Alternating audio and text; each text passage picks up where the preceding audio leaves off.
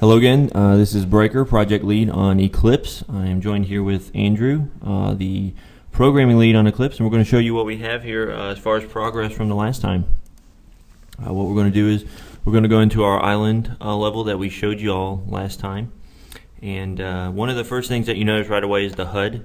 It has a overlay upon it that is actually one of the bloom effects that we're going for when the moon tribe comes out of the darkness or the shadows actually into the sunlight. It'll impair their vision. Another thing that you notice right away is we have Cher, tentatively named as one of the Moon Tribe members. She has animations applied to her as well. She's being textured as we speak, but she's in game, so you can now choose between the Sun and the Moon Tribe. What Andrew was just looking at was the Wolf deity, which is one of our spawning points, or that symbolize where the spawn points are for our game. The other is the Lion for the Sun Tribe. Where Andrew's going now is he's going up here to the top of this little plateau, and we're going to show you some of the animations that we have in game for Sunny, and they're going to be applied to Cher as well for vertical slice. What you just looked at was the idol. Here's the strafe to the right. The next one will be the strafe to the left. I believe the next one is going to be his attack animation. Completely terrifying. And then the next animation will be the run animation that you'll see from the front or from the sides as the other players play around you. And then you'll also see that we have the animations attached to Cher as well. In game, she will actually have her own animations that we have mocapped, but for vertical slice we've just applied the Sun Tribe's animations to her as well. One of the next things we're going to show you is the spectral shader that we have on our spirit. The previous spirit was a solid white color, but we've been able to apply a shader here to actually make him translucent and give him the actual spirit feel and look that we're going for. Another thing that you might notice is the depth of field shader that we have in place as well. It's noticed by, if you look off in the distance, you can see things starting to get blurry and a little more out of focus than they are up close. We're working on getting shaders in place. Actually, we'd like to have shaders as well for the bloom and the darkening effect that you see on the HUD as well. So that's what we're going to show you there. We're going to do now jump into the new game, or the new level that we've created. This is affectionately called the Canyon. This will show you some more of the art assets that we actually have in game.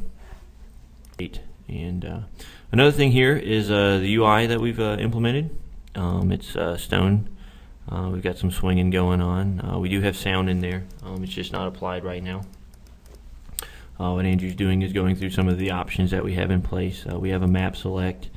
We have let's see here. We have a couple of maps that we've been working with. The UI is not done right now. It's in its iteration process. Here's the menu for where you can choose between the Moon and the Sun Tribe. And I'm not sure which one Andrew's going to choose. We're going to go with the Sun. So we're going to have Sunny running around, and here we go. So this is the canyon level that we've created. As you'll see, there's the wolf deity again, symbolizing the spawn points. As you can see here, as Andrew's looking around, we actually have bushes. We have some thigh high to waist high.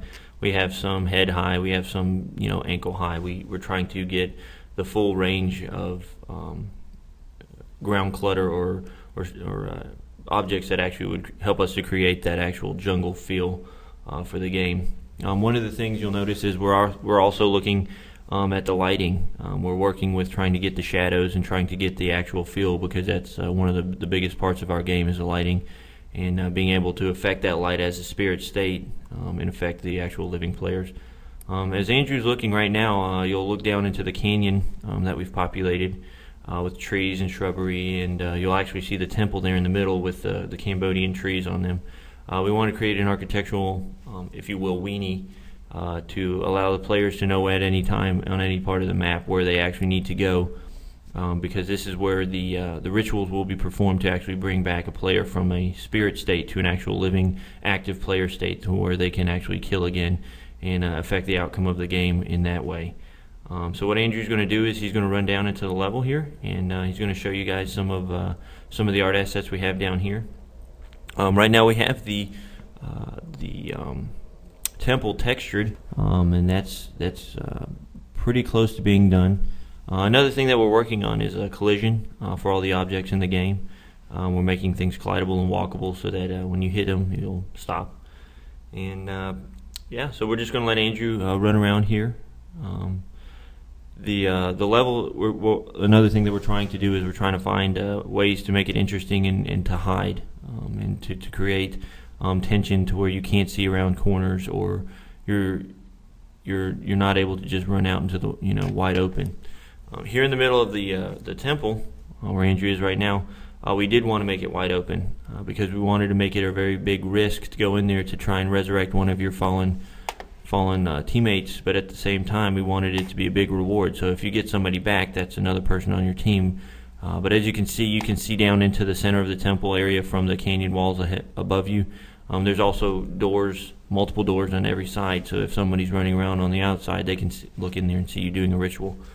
We're playing around with the length of time that a ritual will actually take to bring back a player, and working on that. So one of the things that we're dealing with, or we're working on right now, is the frame rate. We're having to go back and look at how many objects we can actually populate the world with, because to try and get the actual correct jungle feel, you really need to populate it with a lot of objects. And what we're noticing is there's a lot of, or not a lot, but there's a frame rate drop in certain areas, especially when you scan where there's a lot of polygons in one specific direction. So we're having to go back and we're trying to minimize the polygons, and we're trying to see where we can cut corners as far as objects in the level, but still give it that correct feel. So that's where we are right now. So thank you very much.